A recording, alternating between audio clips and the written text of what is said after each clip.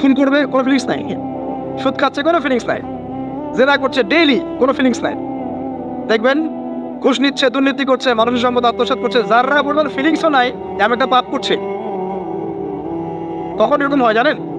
যখন এক কথায় যখন মানুষ পাপ করতে করতে করতে করতে, এই যে কলব বলে একটা কথা আছে, এই কলবের উপরে কালো কুৎসিত একটা মরিচা পড়ে যায়, তখন আর ফিলিংস কাজ করে না। তো ফিলিংস কাজ করানোর বুদ্ধি কি? দুইটা বুদ্ধি আছে। এক, বেশি বেশি কোরআন তেলাওয়াত করা, তাহলে অন্তরের মরিচা দূর হয়ে যাবে ইনশাআল্লাহ। আর দুই হচ্ছে বেশি বেশি মৃত্যুর কথা স্মরণ করা, তাহলে মনের মধ্যে যে কালিমাগুলো আছে আস্তে আস্তে দূর হবে ইনশাআল্লাহ। মৃত্যুর কথা কে স্মরণ করে এখন? মানুষ তো চলাফেরা করে এমন ভাবে যে কোনোদিন মরবেই না। কে স্মরণ করে? যে টেবিলের তল দিয়ে ঘুষ নিচ্ছে স্মরণ করে মৌতের কথা? যে মেয়েটা বোরখা পরে যে ডেটিং করে বেড়াচ্ছে, জেনা করে বেড়াচ্ছে, ও কি মৃত্যুর কথা স্মরণ করে? যে ছেলেটা এখনকার যুব সমাজের বেশিরভাগই মাদকের সাথে সম্পৃক্ত, গার্লফ্রেন্ড বয়ফ্রেন্ড অ্যাফেয়ার্সে আছে, হ্যাঁ, টিকটক প্রজন্ম, আড্ডাবাজি করে সময় কাটায়, গুন্ডামি করে, মাস্তানি করে, এর মৌতের কোনো ফিকির আছে? একজনকে বড় দায়িত্ব দেওয়া হয়েছে, সবার সম্পদ লুটপাট করে খাচ্ছে, এর মৌতের ফিকির আছে নাকি? এর মধ্যে ফেরাউনি চেতনা এসেছে, আনা রব্বুকুম বলে আলা, আমি মহান রব, আমি তোমাদের মহান রব। ওদের মধ্যে ওই চেতনা কাজ করছে যে সূরা মুমিনুনে যেটা বলা আছে যে আমরা এখানেই জন্ম নেই, এখানেই মারা যায়, আমরা পুনরুত্থিত হব না।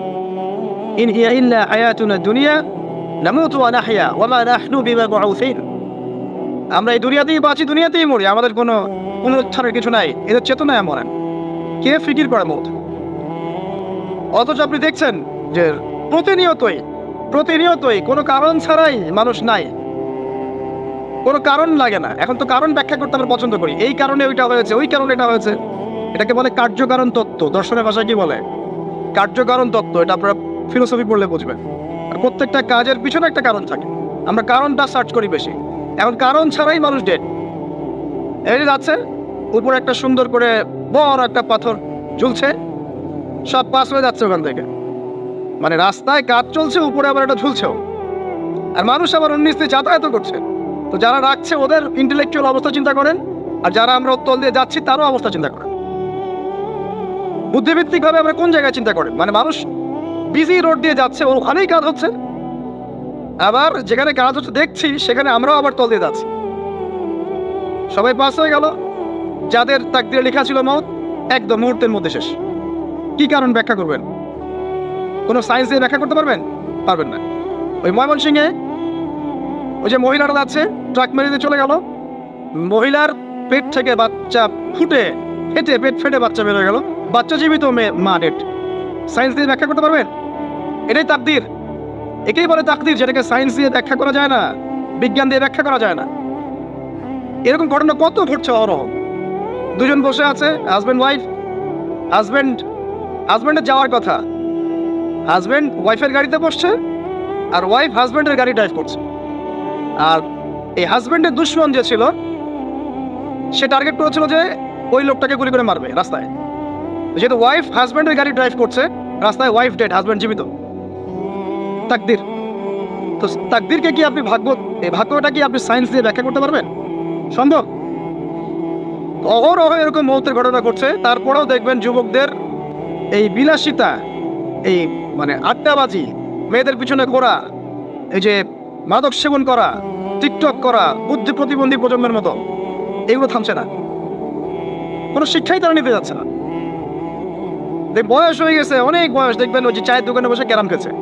বুড়া মানুষ, তার হায়াতের কতদিন বাকি আছে আল্লাহ ভালো জানেন। দেখবেন কোনো টেনশনই নাই, ক্যারাম বোর্ড খেলছে, ওখানে লুডো খেলছে। দেখেন আর যে আপনাদের গ্রামাঞ্চলে যে চায়ের স্টলগুলো আছে, দেখবেন ওই যে টিভি ছেড়ে রেখে দিবে, ঘন্টার পর ঘন্টা টিভি চলছে, মানুষ চা খাবে 1 কাপ আর টিভি দেখবে 5 ঘন্টা। ওর যে হায়াতের কোনো মূল্যই তার কাছে নাই, যে আল্লাহ পাক তাকে সময় দিয়ে পাঠিয়েছেন, কোনো ফিলিংসই নাই। অথচ মানুষ প্রতিদিন, দিনে রাতে, প্রত্যেক দিন মানুষ অহরহ মারা যাচ্ছে। যাদের ভিতরে মৌতের চিন্তা আছে তারা কিন্তু পাপ কম করলেও ফিরে আসে আল্লাহর দিকে, কারণ তাদের প্রতি মৌতের ফিকির আছে। আর যাদের মৃত্যুর কোনো চিন্তা নাই, তারা এই রাজনীতি বলেন, অর্থনীতি বলেন, সমাজনীতি বলেন, আর এই পরিবার আর ধর্ম বলেন, সমস্ত ক্ষেত্রে পাপ করে বেড়াবে, কোনো ফিকির নেই। তুলেছে আল্লাহর কাছে, আর আল্লাহ পাক সেটাকে খালি ফিরিয়ে দিবেন, এটাতে আল্লাহ লজ্জা বোধ হয়। কথা বুঝতে পারছেন? আমাদের যাদের অনেক সম্পদ আছে বা সামর্থ্য আছে এবং মন আছে বড়, তাদের কাছে যখন কেউ সাহায্য চায় আপনার খালি ফিরাইতে লজ্জা লাগে না? আপনার মনে হয় না যে চাইলো এত করে কিভাবে না করে ফিরাই? আছে না এমন মানুষ? আছে না? আসলে দান সৎকা করার জন্য সম্পদ লাগে না, দান সৎকা করার জন্য মন লাগে। কি লাগে? মন লাগে।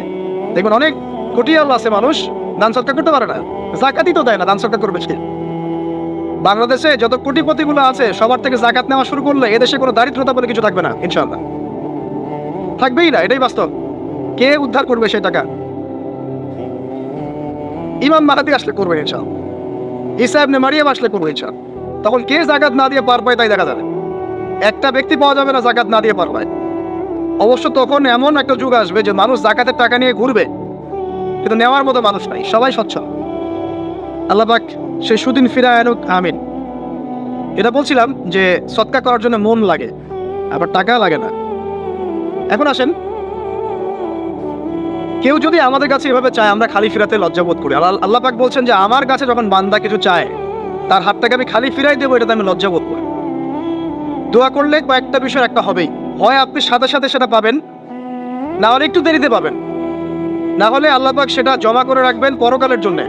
পরকালে যখন আপনি দাঁড়াবেন আল্লাহর সামনে, আল্লাহ বলবেন দুনিয়াতে তুমি এই বিষয়গুলো চেয়েছিলে, আমি দুনিয়াতে দেই নাই, পরকালে তোমার জন্য সঞ্চিত রেখেছি, এখন না। তখন মানুষ কি বলবো জানেন? আমরা বলবো যে আল্লাহ দুনিয়াতে কিছুই যদি না পাইতাম, আজকেই সব দিত, তাহলেই হবে। তো বেশি বেশি দোয়া করার অভ্যাস তৈরি করেন, বেশি বেশি দোয়া করেন। দোয়াই ইবাদত, আর দোয়া বলে ইবাদত, দোয়াই ইবাদত। দোয়া করতে থাকেন, ইনশাআল্লাহ দেখবেন আল্লাহর সাথে আপনার সম্পর্ক গাঢ় হবে। যার সাথে আল্লাহর সম্পর্ক যত বেশি গাঢ় হবে, ইনশাআল্লাহ সে তত বেশি পরকালের বাসিন্দা হবে, দুনিয়ার বাসিন্দা কম হবে। আল্লাহ পাকে নূর এবং মারিফত সে অর্জন করতে পারবে ইনশাআল্লাহ তাআলা। এবারে আমরা কি করব? এবার মিনিমাম 2 রাকাত নামাজ পড়ার চেষ্টা করেন। রাতের সালাত 2 রাকাত করে আপনি 2, 4, 6, 8, 10, 12, 20 পড়তেই থাকতে পারেন, কোনো সমস্যা নেই। কিন্তু মিনিমাম 2 রাকাত নামাজ তাহাজ্জুদ আপনি পড়ার চেষ্টা করেন। পড়া যাবে না? আর নামাজটাকে তাড়াহুড়া করবেন না, কাইন্ডলি আল্লাহর ওয়াস্তে তাড়াহুড়া করুন। রিল্যাক্সে কিরাত করেন, রুকুতে সময় দেন, সেজদায় সময় দেন, 2 সেজদার মাঝখানে সময় দেন, শেষ বৈঠকে দোয়াগুলো করেন, তারপর ধীরে স্থিরভাবে সালাম ফিরান, হাত তুলে দোয়া করেন, সময় দেন। কারণ আমি কি বলছি, সূরা জারিয়াতে 56 নম্বর আয়াতে আল্লাহ পাক বলেছেন দুনিয়াতে পাঠিয়েছি শুধু আল্লাহর ইবাদত করার জন্য। তো যে কারণে এসেছি, এটাতে এত তাড়া কিসের? অনেক মসজিদে নামাজ পড়লে মনে হয় ইমাম সাহেবকে বলি যে আপনার কি পেশাব পায়খানার চাপ নিয়ে নামাজ পড়ান? এমন অনেক মসজিদে নামাজ পড়েছি, মনে হয় ইমাম সাহেবকে ডেকে একটু কানে কানে বলি যে ভাই আপনার কি পেশাব পায়খানার চাপ আছে? মানে 4 রাকাত নামাজ 3 মিনিটে শেষ, 4 রাকাত নামাজ 4 মিনিটে শেষ, এত তাড়াহুড়ার কি আছে? হ্যাঁ, জামাতে নামাজ সংক্ষিপ্ত করতে হয়, তাই বলে কি এত সংক্ষিপ্ত নাকি রুকু করার টাইম পাওয়া যায় না, সেজদা করার টাইম পাওয়া যায় না? নামাজে ধীর স্থিরতা এবং খুশুটা খুব ইম্পর্টেন্ট। নামাজে কোথায় হাত বাঁধলেন এটা নিয়ে তর্ক না করে, নামাজের একাগ্রতা মনোযোগ কতটুকু আসছে এটা নিয়ে তর্ক করেন। ভিতরের রূহটাই আসল, আধ্যাত্মিকত্বটাই আসল। হ্যাঁ, একজন ভাই হাত বেঁধেছে মনে করেন এখানে, কেউ বেঁধেছে এখানে, এটা নিয়ে ঝগড়া করেন। দেখেন নামাজে কতটুকু ফোকাস, মনোযোগ কতটুকু থাকছে, কতটুকু নামাজে আপনি দোয়া করতে শিখছেন, সেজদায় আল্লাহকে পাইতে শিখছেন। নামাজ পড়ে কি ফিল হচ্ছে যে আমি আল্লাহর সাথে কথা বলছি, আল্লাহ আমার কথা শুনছেন? আমরা তো মেকানিক্যাল নামাজ অভ্যস্ত এখন, মানে দুনিয়ার কাজের চাপ এত বেশি, জাস্ট মসজিদে যাবো, ঢুকবো, বেরো, চলে আসবো, হাজিরা দিতে আসছি মনে হয়, সিগনেচার করবো, চলে যাবো। আপনি এমন এত তারা কিসের ভাই? ওমা খালাকতুল জিন্না ওয়াল ইনসা ইল্লা লিয়াবুদুন, শুধু ইবাদত করার জন্যই সৃষ্টি করেছে তোমাদেরকে। তো মসজিদে তো তাড়াহুড়া কেন? রিল্যাক্স থাকেন, মসজিদে রিল্যাক্সে নামাজ পড়েন, সময় নেন। ফজরের নামাজ পড়ার আগে আপনি বাসার থেকে 2 রাকাত সুন্নত পড়ে আসতে পারেন, এটা আরেকটা ভালো আমল। কারণ নবী সাল্লাল্লাহু আলাইহি ওয়াসাল্লাম সুন্নত নামাজগুলো কি করতেন? বাসায় পড়তেন। এতে বাসার মধ্যে বরকত হবে, শয়তান দূর হয়ে যাবে। এই যে তাহাজ্জুদ আপনি 2, 4, 8, 10 যত পারেন পড়েন, মিনিমাম 2 রাকাত পড়েন, ধীর স্থিরভাবে পড়েন। নামাজ শেষ করে আবার আল্লাহর কাছে দোয়া করেন, দেখবেন যে ইনশাআল্লাহ আপনার দোয়া কবুল হবে। আর দোয়া যে কবুল হয় এটা আপনি নিজেই বুঝতে পারবেন, নিজেই বুঝবেন, কারো কাছে দেওয়া লাগবে না। এবার আল্লাহর কাছে দিন শেষে একটা তালিকা পেশ করা হয়, আজকের দিনে কে কি আমল করেছে, এই তালিকায় তার নাম দেখবেন সবার আগে আছে। ওই ব্যক্তি নাও থাকতে পারে যে 100 বারের চেয়ে বেশি পড়েছে, তখন তার নাম আগে চলে যাবে, এর নামটা পরে চলে আসবে। কথা বুঝতে পারছেন? মিনিমাম 100 বার পড়তে পারলে খুব ভালো হয়, যদি না পড়েন কমপক্ষে কয়বার? 10 বার। আসেন এরপরে পড়বেন 10 বার দরুদ শরীফ, আল্লাহুম্মা সাল্লি আলা মুহাম্মদ ওয়া আলা আলি মুহাম্মদ যেটা আছে দরুদ ইব্রাহিম এটা পড়তে পারেন, অথবা ছোট করে পড়তে পারেন আল্লাহুম্মা সাল্লি ওয়া সাল্লিম আলা নবিনা মুহাম্মদ, এটা পড়লেও হবে, অথবা আল্লাহুম্মা সাল্লি আলা মুহাম্মদ ওয়া সাল্লিম, এতটুকু পড়লেও ইনশাআল্লাহ আদায় হয়ে যাবে। 10 বার যে ব্যক্তি দরুদ পড়ে সকালে সন্ধ্যায়, নবী সাল্লাল্লাহু আলাইহি ওয়াসাল্লাম তার জন্য পরকালে সুপারিশ করবেন ইনশাআল্লাহ। যদি আমরা নবীজির সুপারিশ পেতে চাই, দরুদের কোনো বিকল্প নাই, বেশি বেশি দরুদ পড়তে থাকেন, তার সুন্নাহ অনুসরণ করেন, বেশি বেশি দরুদ পড়তে থাকেন, মিনিমাম সকালে 10 বার, সন্ধ্যায় 10 বার, ইনশাআল্লাহ আল্লাহ নবী সুপারিশ করবেন ইনশাআল্লাহ তাআলা। আর কাছে রাদিতু বিল্লাহি রাব্বান ওয়া বিল ইসলামি দীনান ওয়া বি মুহাম্মাদিন সাল্লাল্লাহু আলাইহি ওয়াসাল্লাম নবিয়্যা, এর একটা বড় ফজিলত আছে। কি ফজিলত? যে ব্যক্তি এই দোয়াটা সকাল সন্ধ্যা 3 বার করে পড়ে, কিয়ামতের মাঠে আল্লাহ পাকের উপর হক হয়ে যাবে, ওয়াজিব হয়ে যাবে, আল্লাহ ওই ব্যক্তিকে সন্তুষ্ট করে দেবেন ইনশাআল্লাহ। সন্তুষ্ট করে দিবেন মানে কি? ইনশাআল্লাহ সে জান্নাতে যাবে। আরেকটা আছে, এটা বলে শেষ করি, হাসবি আল্লাহু লা ইলাহা ইল্লা হু আলাইহি তাওয়াক্কালতু ওয়া হুয়া রাব্বুল আরশিল আযীম, এটা পড়তে হবে 7 বার। কয়বার? 7 বার। তাহলে কি হবে? আপনার দুনিয়া আখিরাতের যে চাওয়া পাওয়াগুলো আছে, এর জন্য আল্লাহ পাকই আপনার জন্য যথেষ্ট হয়ে যাবে ইনশাআল্লাহ, কাউকে লাগবে না। এইগুলা ফরজ নামাজ মানে ফজরের নামাজ জামাতে পড়ার পরে বসে বসে এইগুলো করতে থাকবেন। যদি দোয়া আগে করা হয়, নামাজে মোনাজাত যেটা হচ্ছে আমাদের সমাজে, এটা যদি আগে করে ফেলা হয়, তাহলে দোয়ার পরে বসে থাকবেন, বসে বসে এগুলো করতে থাকবেন। যদি পারেন ইশরাকের নামাজটা পড়ে মসজিদ থেকে বের হতে পারেন। ইশরাকের নামাজ মানে ফজরের সূর্য উঠে যাওয়ার পরে 2 রাকাত নফল পড়ে যে ব্যক্তি যাবে বাসায়, মানে প্রথমে ফজরের নামাজ জামাতে পড়েছে, জিকির আজকার করেছে, ইশরাকের সময় হয়েছে, নামাজ পড়ে বের হলো, এই ব্যক্তির আমলনামায় একটা কবুল হজের নেকি দেওয়া হবে, একটা কবুল উমরার নেকি দেওয়া হবে ইনশাআল্লাহ। এগুলো খুবই সহজে আমল করা যায়। এরপরে আপনি বাসায় ফিরে গিয়ে বা মসজিদেই কোরআন তেলাওয়াত করবেন। আমরা কোরআন তেলাওয়াত করব। কোরআন তেলাওয়াত করবেন 1 পারা, 1 পারা পারেন না অর্ধেক পারা, অর্ধেক পারা পারেন না 5 পৃষ্ঠা, 5 পৃষ্ঠা পারেন না কমপক্ষে 1 পৃষ্ঠা পারবেন না, 1 পৃষ্ঠা করে হলেও প্রতিদিন কোরআন তেলাওয়াত করতে হবে। পারবেন না ইনশাআল্লাহ? প্রত্যেক হরফে 10 নেকি পাবেন। কোরআন আপনার পক্ষে সুপারিশ করবে ইনশাআল্লাহ, এবং এই কোরআন আপনাকে ছায়া দিবে, সূরা বাকারা আলে ইমরানের মতো ছায়া দিবে কিয়ামতের মাঠে। এবং এটা নবী সাল্লাল্লাহু আলাইহি ওয়াসাল্লাম যেটা বলেছেন, কোরআন হুজ্জাতুল লাকা ওয়া আলাইক, এটা তোমার পক্ষে সাক্ষী দিবে অথবা বিপক্ষে সাক্ষী দিবে। তো কোরআন তেলাওয়াত করবেন। এরপরে আমরা কি করি? আমরা হয়তো যে যার মতো চলে যাই, কেউ স্কুলে চলে যান, নাস্তা করেন। আচ্ছা, নাস্তার আগে একটা কথা বলি, সকালে নাস্তা করবেন এমন ভাবে যে, এখন তো ডক্টররাও বলেন এই কথাটা, সকালবেলা একটু বেশি খেতে হয়, সকালবেলা একটু বেশি হেভি ফুড নিতে হয়, দুপুরে তার চেয়ে একটু কম, রাতে আরো কম। আর আমাদের তো উল্টা, কিন্তু সকালে অল্প একটু, দুপুরে একদম বিশাল, রাতের বেলা আরো বিশাল, নাকি? তো নিয়মটা হচ্ছে এই যে সকালে খেতে হয় বেশি, সারাদিন আপনাকে কাজ করতে হবে, সকালে আপনাকে বেশি হাইজেনিক ভালো ফুড খেতে হবে, দুপুরে তার চেয়ে একটু কম, রাতে তার চাইতে কম।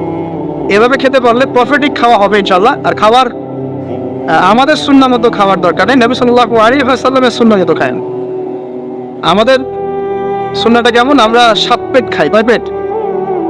7 পেট। যদি পেটের মধ্যে কিছু জায়গা ফাঁকা থাকে, সেটাও কিছু মিষ্টি দিয়ে ঢুকায় 7 পেটে ভর্তি করতে হবে। এটা চ্যালেঞ্জ, পেটটা ভর্তি করতে হবে। আর নবী সাল্লাল্লাহু আলাইহি ওয়াসাল্লাম খেতেন এভাবে যে পেটটাকে 3 ভাগ করতেন, 1 ভাগ খাবার খেতেন, 1 ভাগ তিনি পানীয় পান করতেন, আর 1 ভাগটা ফাঁকা রাখতেন। আপনি এভাবে খাওয়া শুরু করেন, দেখবেন আপনি ফিজিক্যালি ফিট ফিল করছেন এবং আপনি ক্লান্ত হচ্ছেন কম, অলসতা কম আসছে কাজে, আপনি এনথুজিয়াজম পাবেন ইনশাআল্লাহ তাআলা। তো খাবারের ব্যাপারটা সতর্ক থাকে। আর এই যুগে খাবারের মধ্যে প্রচুর ভেজাল আছে, চেষ্টা করতে হবে ম্যানুফ্যাকচার্ড খাবারগুলো বাদ দিয়ে হোমমেড যে ফুডগুলো আছে, হোমমেড ফুড মানে বাসায় যেগুলো আমরা তৈরি করি, ফ্রেশ হাইজেনিক ফুডগুলো খাওয়ার চেষ্টা করতে হবে। স্পেশালি বাচ্চাদের ব্যাপারে সতর্ক থাকতে হবে। বাচ্চাদেরকে, তরুণদেরকে এমন কোনো খাবার খাওয়া যাবে না যে খাবারটা খেলে আপনি অসুস্থ হয়ে যান, আপনার স্ট্যামিনা কমে যায়, আপনি ফিজিক্যালি দুর্বল হয়ে পড়েন। এটা খুব খেয়াল রাখবেন। খাবার, এই যে আপনারা যে গ্রাম অঞ্চলে থাকেন, আপনারা সৌভাগ্যবান একদিক থেকে যে আপনারা ফ্রেশ খাবার উৎপন্ন করে খেতে পারেন। শেষ জামানায় খাবারের মধ্যে খুব ভেজাল আসবে, এটা বিভিন্ন হাদিস দিয়ে মেলানো যায়, আমি ওইদিকে যাচ্ছি না। কনক্লুশন বললাম, শেষ জামানায় খাবারে প্রচুর ভেজাল আসবে। এই ভেজালগুলো থেকে দূরে থাকতে হলে আমাদেরকে হাইজেনিক ফুডের দিকে ফোকাস করতে হবে এবং প্রোডাক্ট খাবার উৎপন্ন করে খেতে পারলে খুব বেশি ভালো হয়, না পারলে রুট লেভেল থেকে খাবার নিয়ে আসতে হবে। আর অ্যাটলিস্ট ম্যানুফ্যাকচার যে খাবারগুলো বাজারে ঘোরাফেরা করে এগুলো অ্যাভয়েড করতে হবে। আল্লাহ পাক বোঝার তৌফিক দান করুন। আমি আর লম্বা করছি না, শেষ করে দিচ্ছি ইনশাআল্লাহ। লেখাপড়া এবং ওয়ার্কের বিষয়গুলো বলছিলাম যে আমরা যারা লেখাপড়া করবো, প্রফিটিক লাইফস্টাইল করতে হলে এবং প্রোডাক্টিভ মুসলিম হতে হলে লেখাপড়াটা করতে হবে আল্লাহ সন্তুষ্টির জন্য। চাকরি বাকরি, ব্যবসা বাণিজ্য যাই করে, কৃষিকাজ, সবকিছুর উদ্দেশ্য হবে কি আল্লাহ সন্তুষ্টি অর্জন করে এবং ওই ক্ষেত্রে সৎ থাকা, কাউকে না ঠকানো, মাপে কম না দেওয়া, দুর্নীতি না করা, ঘুষ না নেওয়া। তাহলে আপনার জীবনের প্রত্যেকটা কাজই কি হবে? ইবাদত হিসেবে গণ্য হবে ইনশাআল্লাহ তাআলা। শেষ করার আগে আমরা জোহরের ওয়াক্তে চলে আসছি। আপনি আপনার জব সেকশনে কাজ করছেন, নামাজের ওয়াক্ত দিন, মাসে 30 দিন, বছরে 365 দিন যখন এই প্রজন্ম কাটাতে পারবে, আমরা কাটাতে পারবো, তখন আমাদের মুখে মানাবে দ্বীন ইসলাম প্রতিষ্ঠার কথা। তার আগে আমাদের মুখে এসব কথা মানায় না। এখন আমাদের মুখে এসব কথা এখন মানাচ্ছে না, কারণ আমরা তো আমলই করছি না। আমাদের ঈমান আকীদা ঠিক নাই, আমাদের প্রফেটিক লাইফস্টাইলই তো নাই, নবী সাল্লাল্লাহু আলাইহি ওয়াসাল্লামের মতো লাইফস্টাইলই তো নাই আমাদের। তাহলে আমাদের দ্বারা কেমন করে দ্বীনের পতাকা আল্লাহর জমিনে প্রতিষ্ঠিত হবে বলেন তো দেখি? এভাবে যখন একটা উম্মাহ গড়ে উঠবে, খুবই ডিফিকাল্ট, এটা কিন্তু অনেক বড় চ্যালেঞ্জ। এবং এটাই সবচেয়ে বিগ টাস্ক, যে এই আমরা যারা আছি, আমাদের ইয়াং তরুণ প্রজন্ম, আমাদের মা বোন, বাচ্চা কাচ্চা এবং আমাদের বৃদ্ধ, সবাই মিলে যখন এইভাবে মুভ করবে, তখন দেখবেন একটা জাতি সকাল থেকেই সজাগ, সকাল থেকেই জাতি সজাগ। যেমন একটা চমৎকার টাইম করা হয়েছে না, রাত 8টায় সব বন্ধ, খুবই ভালো। কেউ অ্যাপ্রিসিয়েট করুক না করুক, আমি শুনতে বলেছি আলহামদুলিল্লাহ, খুব ভালো। অ্যাটলিস্ট এখন 10টায় ঘুমাতে পারবো, তারপরেও দেখবেন 3টা আগে ঘুমাচ্ছে। কিন্তু আপনি মদিনায় গিয়ে দেখবেন ফজরের পর থেকেই সবকিছু লাইভ, স্কুল, কলেজ, দোকানপাট, অফিস সব ওপেন।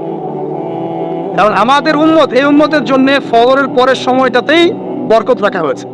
যে সময়টা আমরা পাই না। আমাদের সকাল হয় 11টায়, আমাদের সকাল হয় 10টায়, কর্মক্ষেত্র শুরু হয় 10টায়। এই জন্য সকাল ওই যে 5টা থেকে 10টা, এই বরকতটা আমরা পাই না। এভাবে যদি আমরা নিয়মিত 24 ঘন্টা কাটাতে পারি, ওই যে আয়াতটা প্রথমে বলেছি, ওয়া মা খালাকতুল জিন্না ওয়াল ইনসা ইল্লা লিয়াবুদুন, আমি জিন এবং মানুষকে শুধুমাত্র আমার ইবাদত করার জন্যই সৃষ্টি করেছি। এই আয়াতটার বেদায় হবে ইনশাআল্লাহ। ব্যক্তি জীবন সুন্দর হবে ইনশাআল্লাহ, আমাদের পরিবারগুলো সুন্দর হবে ইনশাআল্লাহ, আমাদের যুব সমাজ একটা গতি পাবে, হ্যাঁ, এবং তারা প্র্যাকটিক্যাল বাস্তব বিষয়গুলোকে নিয়ে ব্যস্ত থাকবে, অবাস্তব অনেক জিনিসগুলো পর্যন্ত ছুটবে না। আমাদের সমাজটা সুন্দর হবে ইনশাআল্লাহ। আস্তে আস্তে দেখবেন উম্মার একটা বড় অংশ ইনশাআল্লাহ আযজা ওয়া জাল আগামী দিনগুলোতে দিনকে এগিয়ে নেওয়ার জন্য এবং দিনকে আল্লাহর জমিনে প্রতিষ্ঠার জন্য শক্তি, মেধা, মেনন, তাদের এনথুজিয়াজম সবকিছু আল্লাহর সন্তুষ্টির জন্য ঢেলে দেওয়ার প্রয়াস পাবে ইনশাআল্লাহ।